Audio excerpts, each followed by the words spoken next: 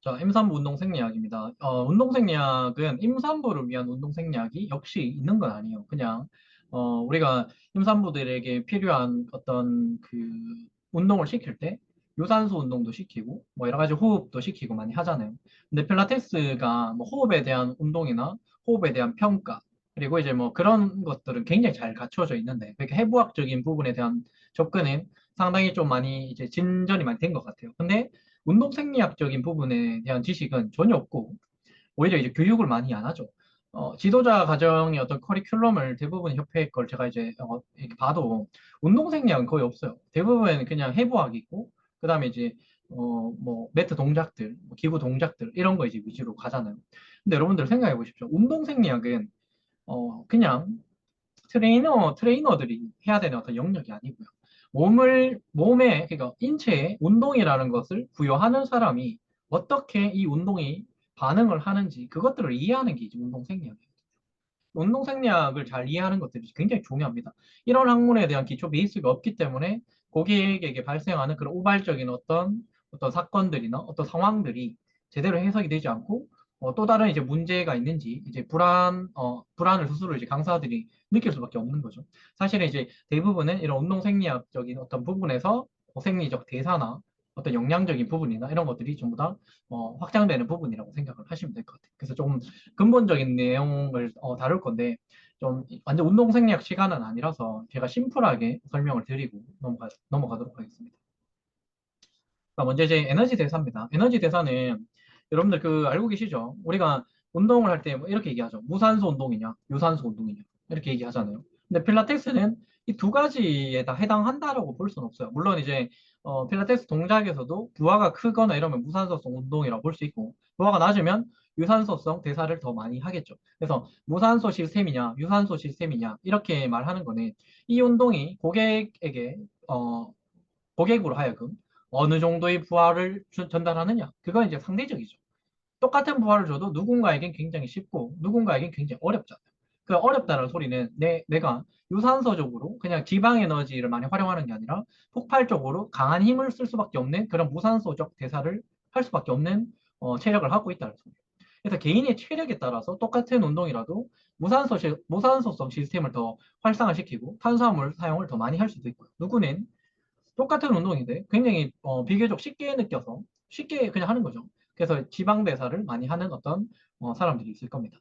제일 좋은 거는 우리가 체력이 좋아진다는 소리는 동일한 운동을 쉽게끔 하는 게 체력이 좋아진다는 거죠. 조금 어렵게 얘기하면 체력이 좋다라는 그 말은 이 사람이 유산소성 대사를 더 잘하게 되었다라고 얘기를 하는 거예요.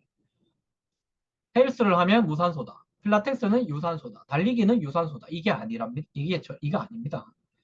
헬스든 필라테스든 달리기든 사람에게 부하가 전달하는 어떤 그런 강도가 개인차가 있잖아요. 체력에 따라서 다르기 때문에 그렇게 얘기하는 거는 아직도 정말 솔직히 그렇게 질문을 하고 한다라고 하면 강사로서 자신이 난 없다고 생각합니다. 솔직히 그 정도의 아직 운동에 대한 어떤 접근을 모르고 있으시면 운동을 어떻게 시키는지 제가 솔직히 좀 이해가 잘 안 되고요.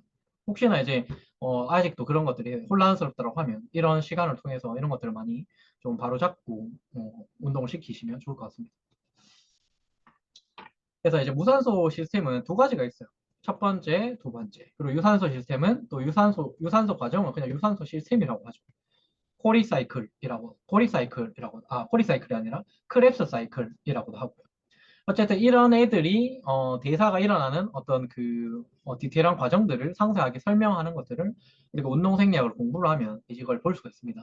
간략하게 말씀드리면 처음에 인원질 가정 ATP PCR 시스템 이거는 어, 이 에너지를 사용하는 데 있어서 이 에너지원이 혈액 안에 막 이렇게 우리 몸 안에 깊숙이 침투되어 있는 게 아니라 혈액에 떠돌아다니고 있어요. 이런 것들이.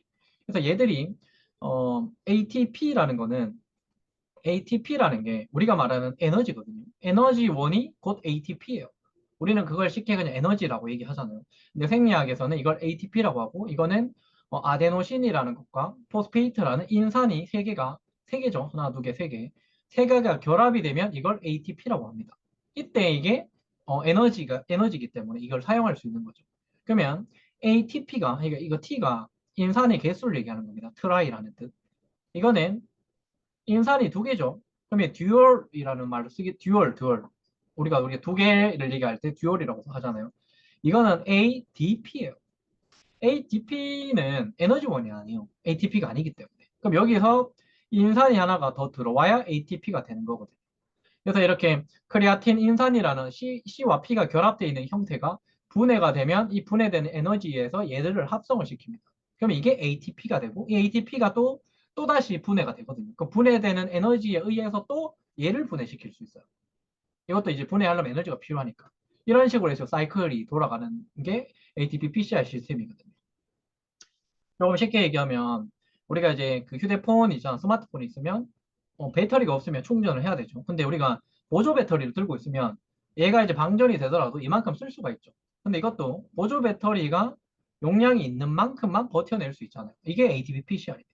당장 저기 막 고속 충전하러 막 편의점 안 들어가도 되고요. 내 콘센트 그 그냥 이 충전기 꼽아가지고 콘센트 찾으러 안 다녀도 되거든요. 당장에 보조 배터리가 있으니까. 하지만 당장에 에너지를 쓸 수 있으나 오랫동안 장기적으로 할 수는 없죠. 장기적으로 하려면 어떻습니까? 결합을 해서 충전기를 그 꼽을 수 있는 콘센트를 찾으러 멀리 이동을 해야 돼요. 맞죠? 그런 어떤 수고로움이 있어야만 장기적으로 휴대폰을 계속 쓸 수가 있는 거죠. 그걸 우리가 유산소 시스템의 어떤 형태다 이렇게 얘기를 하는 거죠. 그리고 이거보다는 조금 더 오랫동안 쓸 수 있지만 이거만큼 또 급격하게 쓰지 못하는 거. 약간의 고속 충전기 정도로 생각하시면 될 것 같아요. 이걸 해당 과정이라고 합니다. 첫 번째 ATP PCR 시스템에 비해서는 해당 과정은 조금 복잡해요. 조금 복잡하지만 유산소 과정보다는 훨씬 더 많은 에너지를 쓰는 거죠. 제가 보통 이제 기차를 타고 뭐 서울을 가고 이런 게 많은데 매일 후회하는 게 뭐냐면 충전기 좀 들고 올 걸. 맨날 그 생각을 해요. 충전 별로 이제 휴대폰 별로 안 쓸 것 같은데 하다 보면 좀 많이 쓰잖아요. 그러면 막 그 배터리가 없어가지고 막 큰일 난 적이 많거든요. 그러면 이제 그때는 편의점에나 뭐 요즘에는 그 코레일 그런 그 뭐냐 철도 기차역에 가면은 고속 충전하는 거 있잖아요. 근데 그걸 하루 종일 붙들고 있을 수는 없죠. 잠깐 해가지고 잠깐 충전해서 또 이제 기차 타고 막 이동해야 되잖아요. 근데 이제 그거를 활용해서 잠깐이나마 우리가 배터리를 충전할 수 있겠죠. 보조 배터리도 없으면. 시간은 좀 더 걸리지만 이것 또한 빠르게 에너지를 활용할 수 있다는 장점이 있습니다. 우리 몸에서는 얘나 에너지 가정이나 얘나 두 가지 다 산소가 필요가 없어요. 산소가 필요 없기 때문에 무산소 시스템이라고 분류를 하는 겁니다. 이 두 과정에 의해서 우리는 급격하게 필요할 때 에너지를 사용을 해내는 거예요. 그러니까 여러분이 갑자기 걸어가다가 집에 막 가스레인지 불 켜놓고 온 걸 깜빡한 거예요. 그러면 빨리 뛰어가야 되죠. 그때 쓸 수 있는 에너지가 이 두 가지 시스템에 의해서 주로 작동이 된다는 거예요. 근데 이 시스템이 고장이 났다. 에너지가 없다. 분해할 수 있는 에너지가 없다. 그러면 뛰고 싶어도 뛸 수 있는 힘이 없는 거죠. 맞죠? 그래서 이제 우리 몸에 있는 이런 에너지 시스템은 우리가 생활할 수 있는 여러 가지 다양한 환경을 위해서 존재하는 겁니다. 그럼 우리가 필라테스 강사로서 이런 것들을 이해하는 이유는 뭐냐면, 이해해야 되는 이유는 뭐냐면, 어차피 운동을 시키잖아. 근데 이 운동에 대한 반응이 사람마다 다르게 나오죠. 그러면 왜 다르게 나오는지를 이해해야 될 거 아니에요. 맞죠? 영양 처방을 한다든지 이러기 위해서가 아니라 이 사람은 왜 이런 운동 시켰는데 왜 이렇게 빨리 지치지? 그리고 왜 이렇게 빨리 현기증을 느끼지? 그리고 왜 맨날 힘들다라고만 얘기를 하는 거지? 왜냐면 무기력하지? 뭐 이런 것들을 우리가 생각할 수 있잖아요. 그런 것들이 전부 다 운동생리학이라는 기본 베이스에 의해서 우리가 해석이 된다는 소리예요. 자, 여기서 이제 조금 더 가면 유산소 시스템인데 유산소 시스템은 탄수화물, 지방, 뭐 단백질 이런 것들이 최소 단위로 분해가 돼요. 포도당, 지방산, 아미노산 이렇게 분해가 되죠. 뒤에도 한 번 더 설명을 드릴 건데 이렇게 분해가 되어야 돼요. 그러니까 큰 덩어리로 이거는 이제 음식이라는 거죠. 음식. 예를 들면 뭐 고구마 먹고 뭐 닭가슴살 먹고 뭐 소고기를 먹고 뭐 이렇게 먹잖아요. 그럼 이 덩어리들이 잘게 분해가 돼서 이 분해가 된 걸 최소 단위로 만들어 놔야만 이걸 원료로 해서 우리가 에너지를 만들어 내거든요. 그러면 그 과정에서 뭐가 일어납니까? 소화, 흡수, 분해가 일어나는 거죠. 이런 과정이 영양학에서 나오는 거고요. 이거는 이제 뒤에서 설명을 한 번 더 세부적으로 드릴 거고요. 어쨌든 소화, 흡수, 분해가 일어나는 그 과정에서 얘가 먼저 이렇게 잘게 분해가 되는데 이렇게 이제 최소 단위로 이게 분해가 되잖아요. 그럼 얘가 분해가 돼서 포도당 같은 경우에는 해당 과정에서 사용이 되거든요. 근데 지방이나 아미노산은 해당 과정에서 사용이 못 돼요. 그래서 얘는 조금 더 더 깊숙한, 더 멀리 들어가야 돼요. 그러니까 에너지를 눈앞에서 만들어낼 수 있는 게 아니라 저 멀리 가야 돼요. 배터리 그 충전을 못 하니까 우리 집에 가가지고 다시 충전기를 가지고 와서 다시 들고 충전을 하러 콘센트를 찾아야 되고 이런 이제 불편한 공정이 있다라는 거죠. 그게 지방과 아미노산에서 일어나는 거예요. 아미노산은 에너지원으로 많이 포함을 안 시키거든요. 주로 이제 탄수화물과 지방에서 에너지 원으로 대부분 여기서 활용을 하기 때문에 이것들이 없을 때 이제 단백질까지 이제 고려를 해서 우리가 그 설명을 합니다. 그래서 어쨌든 이런 애들이 지방을 다시 이런 애들이 유산소 과정을 거치려고 하면 이 미토콘드리아라는 안으로 들어가야 돼요. 세포 안에 미토콘드리아가 있거든요. 그 안에 들어가야만 여기서 크랩스 회로라는 걸 거치고 여기서 나오는 어떤 부가적인 어떤 부산물로 인해서 이 ETS 전자 전달계 뭐 이런 것들을 통해 가지고 더 많은 ATP를 그 생성을 해내게 되는 겁니다. 보통 이제 해당 과정에서는 탄수화물 그러니까 글루코스 한 분자, 포도당 한 분자가 36에서 38 ATP를 형성하게 되고 근데 지방 분자가 크랩스 에로를 거쳐가지고 베타산화 과정을 거치면 베타산화 과정은 지방이 분해되는 대사를 베타산화 과정이라 합니다. 이걸 거치게 되면 이것도 지방산 종류에 따라 다른데 100에서 거의 한 130 ATP를 형성을 해내요. 이 엄청나게 효율이 큰 거죠. 그래서 우리가 장기적으로 에너지를 써야 되는 상황이라면 탄수화물 같은 에너지를 쓰게 되면 빨리 지칠 수밖에 없어요. 그래서 지방 에너지를 동원을 할 수 있는 능력을 갖추고 있는 게 굉장히 유리하다는 거죠. 그래서 우리가 임산부들은 갈수록 활동량이 떨어질 수밖에 없습니다. 왜냐하면 호르몬 작용에 의해서 계속해서 잠이 오고 쉬게끔 유도하고 이러잖아요. 그래도 이제 시간을 내서 운동을 하고 체력을 이제 더 떨어지지 않게끔 관리를 하고 이러잖아요. 근데 거의 한 10개월 내내 그 활동량이 없으면은 출산을 하고 난 이후가 더 큰 문제가 된다는 소리죠. 원래 상태로 돌아가는데도 체력이 떨어져 있으니까 운동을 하기가 쉽지 않은 거예요. 그렇죠. 그래서 이런 것들을 고려를 하면 유산소 대사를 충분히 잘할 수 있게끔 운동을 시켜야 된다는 소리입니다. 물론 이제 필라테스라는 어떤 필라테스는 유산소 운동 이런 게 아니에요. 그냥 이제 감각을 찾고 원래 이제 본질적 움직임을 찾고 이런 게 필라테스의 목적이지만 우리가 알게 모르게 다 하고 있잖아요. 근력 운동도 막 그 웨이트 도구도 조금씩 사가지고 필라테스 고객에게 많이 적용하기도 하고요. 여러 가지 또뭐 선수 트레이닝에 관련된 도구도 막 사가지고 하고 이러더라고요. 근데 그런 식으로 이게 잘못됐다고 저는 생각하지 않습니다. 그냥 고객들의 니즈가 좀 다양하다 보니까 우리가 거기에 맞게끔 필요한 것들을 조금씩 이제 활용을 해보는 거죠. 그런 식으로 융합이 일어나면서 집중해야 될 건 집중하고 뺄 건 빼고 뭐 이렇게 해야 된다고 생각을 하거든요. 저희도 이제 필라테스 센터지만 어, 1층과 3층에서 저희는 운동을 하거든요. 근데 1층에는 소도구나 뭐 그 중량 운동할 수 있는 도구들이 굉장히 많아요. 적어도 이제 트레이너 출신이기도 했고 하니까 그런 것들 많이 사용도 합니다. 근데 주로 오는 고객이 필라테스를 원하기 때문에 뭐 몸을 이제 자세 교정을 하거나 코어 강화나 뭐 그 본질적 움직임을 회복시키는 거나 그런데 이제 회복을 중점을 두지만 그 이후에 조금 더 어떤 강화를 원하거나 예방 차원에서 운동을 원하는 사람에게는 중량에 대한 운동도 충분히 선행이 돼야 되거든요.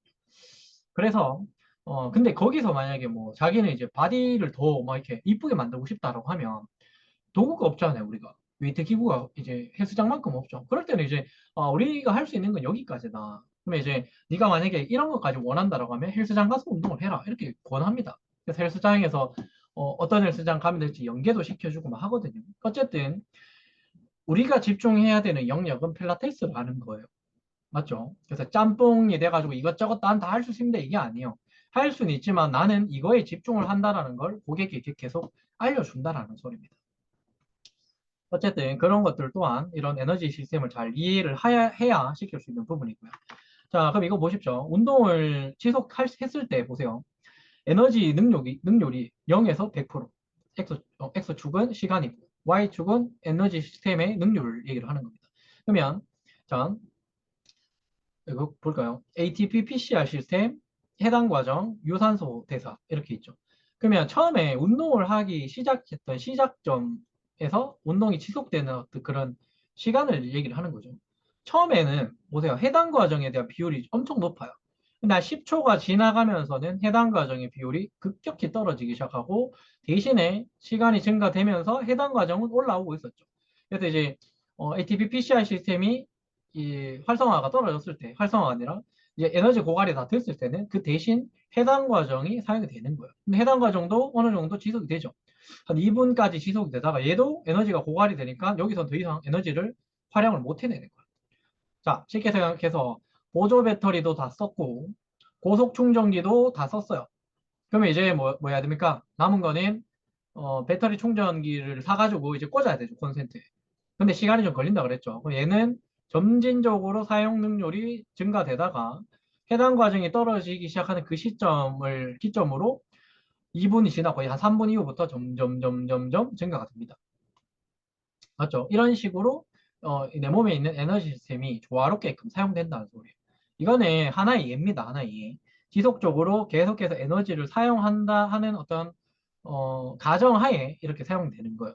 이렇게 했다가 에너지가 떨어지다가 휴식을 하면 또 다시 이를 쓸 수 있겠죠. 맞죠? 100m 뛰고 더 뛸 수는 없지만 30분 쉬다가 또 뛰면 뛸 수 있잖아요. 맞죠? 그럼 또 쉬다가 또 뛰면 뛸 수 있겠죠. 이런 식으로. 근데 이거는 지속적으로 에너지를 써야 되는 상황일 때 이런 식으로 에너지의 어떤 사용 비율이 변한다는 소리입니다. 그래서 우리가 어떤 에너지 시스템을 쓰냐 이거는 100%라는 게 없어요. 지금은 내가 비교적 나에게는 고강도 운동이기 때문에 나는 ATP PCR과 해당 과정에 의존하는 거예요. 근데 운동 강도가 비교적 좀 떨어지게 되면 저강도로 내가 인식을 하게 되면 얘들의 비율이 떨어지는 거지 사용을 하지 않는 게 아니고 얘들의 비율이 떨어지고 유산소 대사의 비율이 점점 커지는 겁니다. 단 유산소 대사가 제대로 활성화되는 데까지는 시간이 걸려요. 보통 한 15분 정도 시간이 걸리거든요. 가열하는데. 그러니까 배터리 충전기 집에서 가지고 와야 되는 시간이 있다는 소리예요. 그 이후에 얘가 본격적으로 더 많은 어떤 지방 에너지를 사용하게 됩니다. 이론적으로는요. 근데 이것도 더 나아가서 이런 게 있죠. 저강도 운동하면 지방 대사를 해야 되는데 내가 매일매일 먹는 음식이 탄수화물에 의존한 에너지가 너무 많다, 내 몸에. 내 몸에 탄수화물 너무 과하게 공급이 돼 있으면 지방 대사를 저강도 운동한다고 해서 잘 쓰지 못합니다. 그래서 우리가 탄수화물의 지나친 공급을 비교적 억제하고 지방을 잘 쓸 수밖에 없는 그런 환경을 조성해서 거기서 지방이 계속 연소되는 과정을 훈련을 시켜야 되는 거지. 무조건 낮은 강도로 운동한다고 이 유산소 시스템이 활성화되는 게 아니에요. 그런 식으로 우리 운동을 시키는 거는 조금 복합적이겠죠. 이런 것들 또한 그 현장에서 같이 말씀을 드릴 거고 실기 파트에서 말씀드릴 겁니다. 자, 이제 심폐 트레이닝에 대해서 말씀드리겠습니다.